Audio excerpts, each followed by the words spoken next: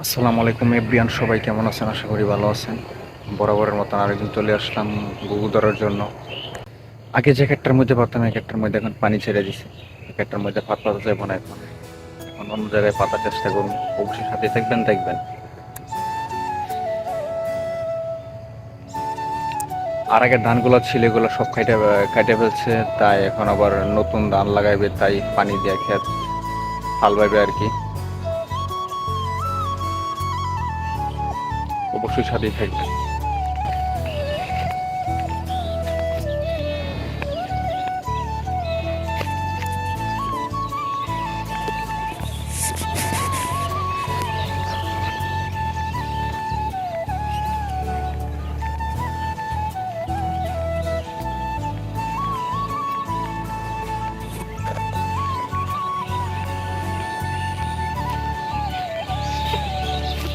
কি রাস্তা রে বাবা,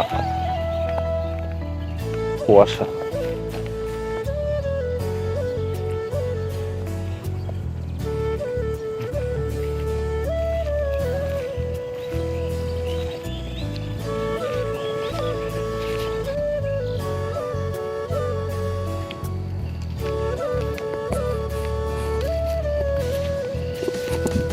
সেদিকে পাতার মতন কোনো সিস্টেম নাই, কারণ গোবো নাই, তাই পাইতে কোনো লাভ নাই।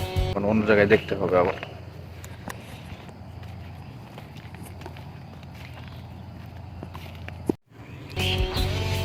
গ্যাস আগে কিন্তু এই ক্ষেতটার মধ্যে পারতাম, ওই যে হ্যাঁ, এই ক্ষেতটা দিয়ে পারতাম, কিন্তু পানি আছে এখন খেতে, পাতা দেব না।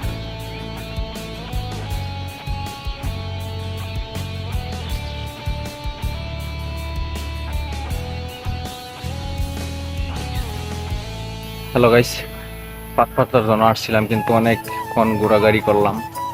প্রায় 1.5 ঘন্টার মতন ঘুরছি, তারপরে কোনো ওখানে ঘুঘু পাখি পাই নাই। এছাড়া আর অন্য অন্য দিকে ঘোরাঘুরি করছি, এরপরে ঘুঘু পাখি পাই নাই। কিন্তু যে জায়গায় মারতাম, এই জায়গায় বর্তমানে এখন পানি, ক্ষেতের মধ্যে পানি দিছে। মানে নতুন ধান হয়তো লাগাইবে, হাল চাষ করবে, এটার জন্য আর কি। আবার আজকে আবার সকালে আসছি, তাই হয়তো জানি না, যদি বিকালে আসতাম হয়তো পাতার জায়গায় পাইতাম।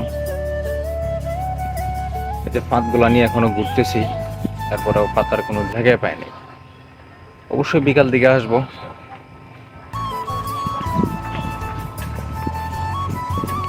বিকাল দিকে না আসলে হয়তো বলা যাবে না।